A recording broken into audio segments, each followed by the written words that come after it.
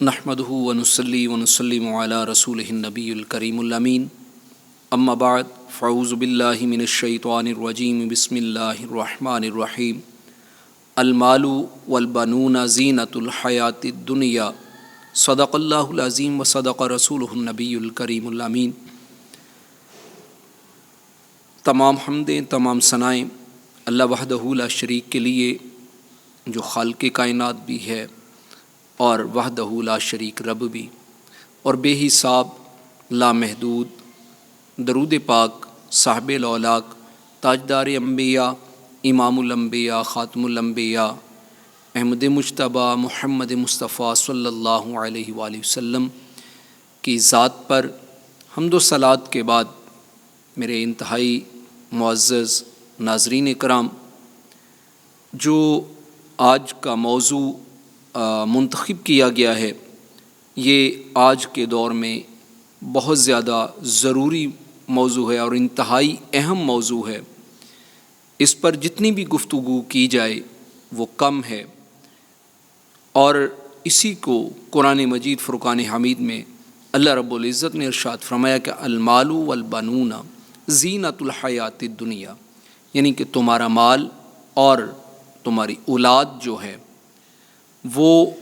زندگی کی، دنیا کی ایک زینت ہے۔ تو زینت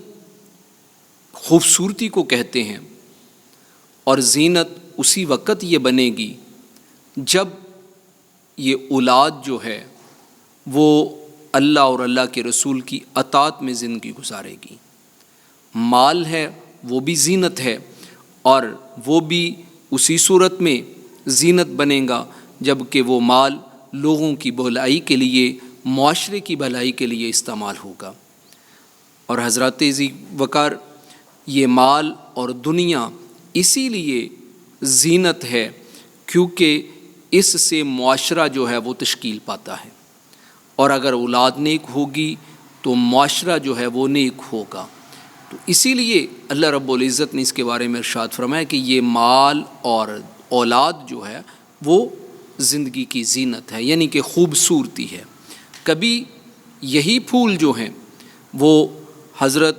بی بی زہرا سلام اللہ علیہ کے آنگن میں کھلتے ہیں تو اس کی مہک سے جو ہے وہ پوری دنیا مہکتی ہے۔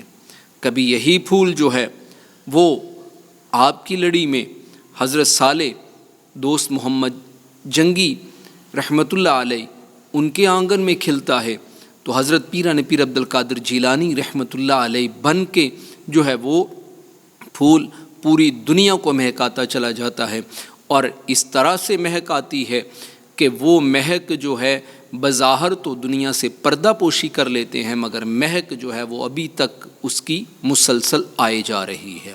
یہی پھول جو ہے وہ کبھی خواجہ معین الدین چشتی اجمیری رحمۃ اللہ علیہ کی صورت میں کھلتا ہے تو اس کی مہک بھی آج تک جاری و ساری ہے،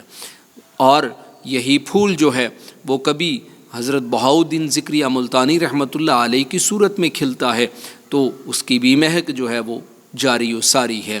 اور وہ اسی لیے مال کے کائنات نے ارشاد فرمایا کہ یہ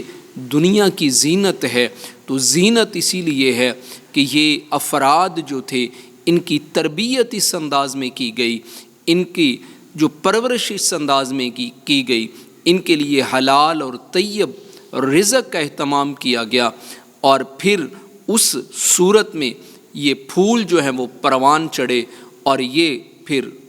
اس دنیا کا باغیچہ جو ہے اس میں جب یہ پھول کھلے تو پوری کائنات جو ہے اس پھولوں کی مہک سے ہے جو وہ جگمگا اٹھی، اور پوری کائنات میں ان کی پھولوں کی مہک جو ہے وہ بکھیرتے جو ہیں وہ یہ چلے گئے۔ تو حضرات ذی وقار، اسی لیے اللہ رب العزت نے قرآن مجید فرقان حمید میں دیگر جگہوں پہ ارشاد فرمایا کہ اولاد جو ہے اس کی خواہش کرنا جو ہے وہ اللہ رب العزت کی طرف سے ایک نعمت ہے۔ اولاد ویسے بھی نعمت ہے اور اس کی خواہش کرنا بھی ایک نعمت ہے، مگر مال کے کائنات نے قرآن مجید فرقان حمید میں اس کے مختلف پہلو بتائے اور دعا کا طریقہ کار سکھا دیا، اور یہاں تک اللہ رب العزت نے دعا کا طریقہ کار بتایا کہ کسی جگہ پہ دعا کا طریقہ ارشاد فرما کہ رب نے فرمایا کہ ربنا ہب لنا من ازواجنا وذریاتنا قرۃ اعین وجعلنا للمتقین اماما، یعنی کہ یہ جو اولاد جو ہے اور ہماری بیویاں جو ہیں ان کو ہماری آنکھوں کی ٹھنڈک بنا۔ تو یہ ٹھنڈک بھی اسی صورت میں ہوں گی کہ جب یہ فرما بردار ہوں گے، جب یہ نیک ہوں گے، جب یہ صالح ہوں گے، اور وہ صرف اپنے لیے نہیں ہوں گے، جب یہ صالح ہوں گے تو ان سے ایک پورے کا پورا معاشرہ جو ہے وہ پروان چڑھے گا۔ وہ معاشرے میں جو اس وقت ابتری کی کیفیت ہے، معاشرے میں جو بیراروی کی کیفیت ہے، اگر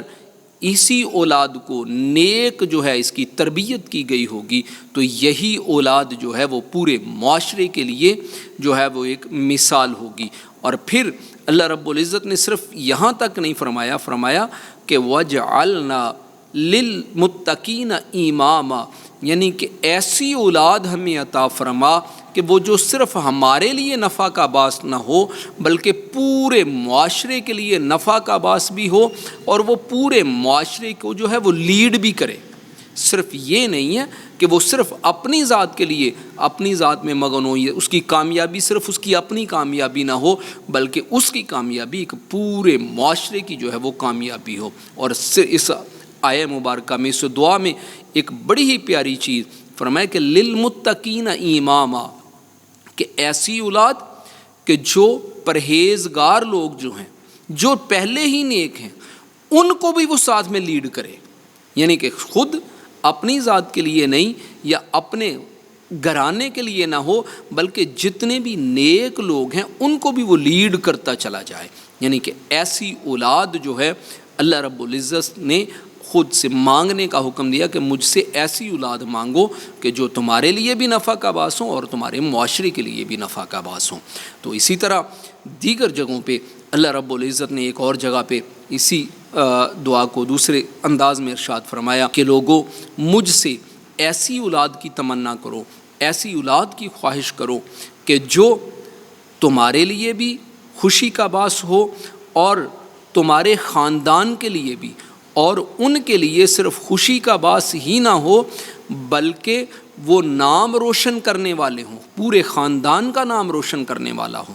یعنی کہ ایسی اولاد جو ہے اس کی تمنا کرنے کا حکم دیا گیا ہے۔ تو حضرات ذی وقار، یہ مقصد صرف کیا ہے کہ اسلام جو ہے وہ صرف اور صرف اپنی ذات کو مد نظر نہیں رکھنے دیتا بلکہ اسلام جو ہے اس کا مقصد ہی یہ ہے کہ بے شک ایک ہی فرد کیوں نہ ہو بلکہ وہ ایک ہی فرد جو ہے وہ پورے معاشرے کا ایک آئینہ نظر آتا ہو۔ اسی لیے تو علامہ اقبال نے بڑے خوبصورت انداز میں کہا کہ ہر فرد ہے ملت کے مقدر کا ستارہ، یعنی کہ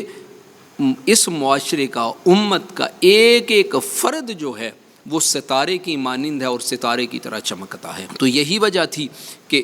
اولاد جو ہے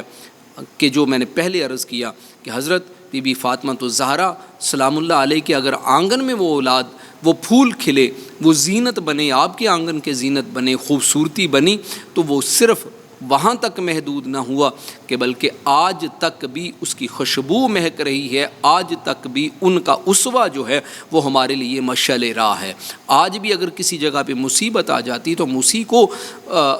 اسوہ بنا کے آگے چلتے ہیں تو وہ ہمارے لیے جو ہے وہ باعث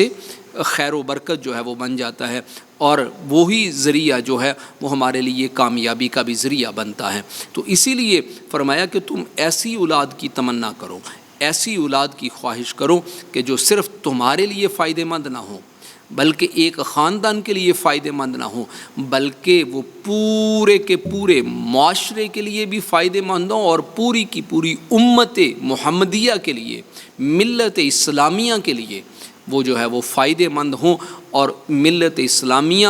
ان کے بدن سے، ان کے مہک سے، ان کی زینت سے جو ہے وہ مہک اٹھے اور ہر جگہ پہ ان کی خوشبو اور ان کا رنگ جو ہے وہ نظر آئے۔ تو اللہ رب العزت کے حضور التجا ہے کہ مالک کائنات ہم سب کو ایسی اولاد عطا فرمائے کہ جو ہمارے لیے بھی نیک نامی کا باعث ہو، ہمارے خاندان کے لیے بھی نیک نامی کا باعث ہو، اور پوری ملت اسلامیہ کے لیے بھی نیک نامی کا باعث ہو۔ وما علینا الا البلاغ۔